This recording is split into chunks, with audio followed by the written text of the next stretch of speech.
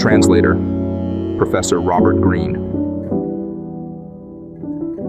You know how some foods can rot our body, how they're not good for you. They taste good, but they're not really good for you. I think of AI in that way, and I'm thinking back to the moment. When I was 19 years old, and I was in Berkeley, and I decided I was going to take this 6-week express course, where you learned 1 year of ancient Greek language in only 6 weeks. At one point near the end, they gave us a passage of Thucydides, an ancient Greek historian and general. He was born in 460 BC and passed away in 400 BC. He was the hardest writer of all to read during his era. His history of the Peloponnesian War recounts the 5th century BC war between Sparta and Athens until the year 411 BC. Thucydides has been dubbed the father of scientific history by those who accept his claims to have applied strict standards of impartiality and evidence gathering and analysis of cause and effect, without reference to intervention by the gods, as outlined in his introduction to his work. Back to Mr. Greene's talk, words by words, sentence by sentence. So I have this one paragraph, and I must have spent like 10 hours just trying to translate the paragraph, and I couldn't figure it out. I thought, and I thought. Finally I go. I think this is the answer. And I kind of excited. I thought about all the thoughts that I have thought. This is how it's going to work. And I turned it to my professor. Well, he goes, Robert, I see what you were thinking. I see where you're going. You're almost there, but you missed it. You completely missed, translated this beautiful paragraph, but you were getting at something. And that has an incredible impact on me, even to this day. It made me realize whenever you face a difficult problem that you don't quite understand, you have to think, and you have to think more deeply. Like, you have to use the anxiety of asking yourself. Note from LKX. Bloody Birdman.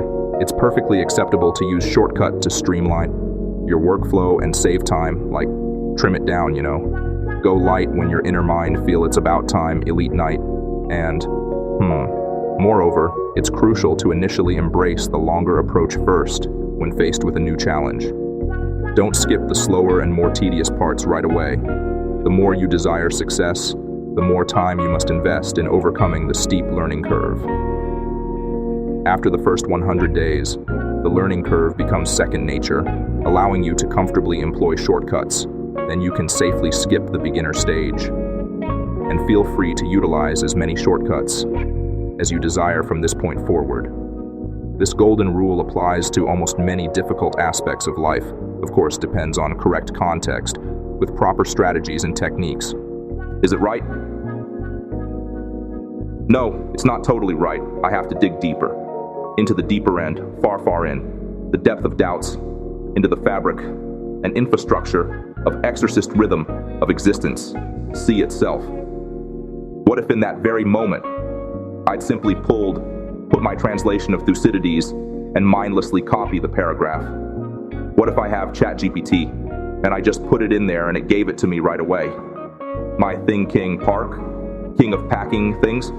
The whole process of thinking, packing and translating would have been annihilated right there. The entire process of me struggling, boiling frustration. Like, I still can't get it. Dang, it's not good enough. Why don't I use this word and that paraphrase? Why? I think it's not smooth enough, still not crude enough. I've got to go further and further conceptually into the unknown of meaning. That sounds great.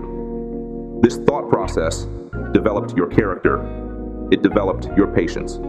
It enhanced discipline. It totally improved your self-esteem and humility. There's nothing more humiliating than facing an ancient paragraph for 10 long hours and not quite figure it out. So, kids nowadays who never gonna have that kind of experience again. They're never gonna learn a foreign language anymore. Because if you just go to Mongolian Digital Translator and type in that sentence, you got it translated immediately on your phone in less than meta 1 second. These incredible skills that the brain has are going to be atrophying, I fear. The brain is so much more interesting to me than any piece of technology. I'm sorry. That's what we should be worshiping as always, not these new little toys, little gadgets that we created thus far. Does it make sense? However, the fast approach should always come after you have mastered the introduction phase. Unlike some others, magic find I've encountered, who only do the opposite, jump to the expert stage right at the start. They burnt out pretty quickly, after a short period of time, and they never revisit the stuff they used to love doing dearly again. Be mindful of what you consume mentally and how quickly you digest it. By doing so, without overthinking, but rather relying on intuition, you'll be surprised at how much our monkey brain influences us. On a daily basis, whoop whoop whoops, Fitbit waving on monkey hands, chattering chatter chatbots. Not on now, Caesar, son. It's not right now. It's too soon. Moon soon, unnoon. Or is it room room? Big applause from engaging audiences raised slowly from afar. Emmanuel Acco on Energy Vulture. This is what I realize. The surest way to destroy your peace is to allow energy vultures to go unchecked in your life. Think about it like this. Are the people around you encouraging, enhancing, or enriching your life? That's what you have to ask yourself, and we all have that energy vultures. People coming to your life knowing they just want to take things from you without adding any fuel to your life. And we tolerate them because we want to be kind, when in all honesty, we're not being kind to ourselves. So if you want to protect your peace, you have to eliminate the energy vultures from your life, This particular vulture is the one that thinks she's so talented, she's so pretty than anybody else. She thinks she is the center of all attention, center of all galaxies. What they do is even more disgusting. They prey on your kindness, tolerance, your sense of optimism, and they sucks all that energy out of you, just to satisfy their inflated ego. High, full of bull, the ship nonsense speech. They use their sugarcoat voice to lure you in their spider web and think you're under their amateur level of spellings. Sheep. Laugh in Sifu's old voice, meditating in peace. Inside the focusing pivot of eternity seem Latin on please. They think they know it all, but what they don't know is to be freaking humble. Little Peaches. Kendrick Lamar start to rap right how and near. Here's a revision of the text while maintaining its original meaning and improving the writing quality. One important realization I've had is that allowing energy vultures to roam freely in your life is the surest way to disrupt your peace. Consider this. Do the people surrounding you genuinely encourage, uplift, and enrich your life? It's a crucial question we should all ask ourselves.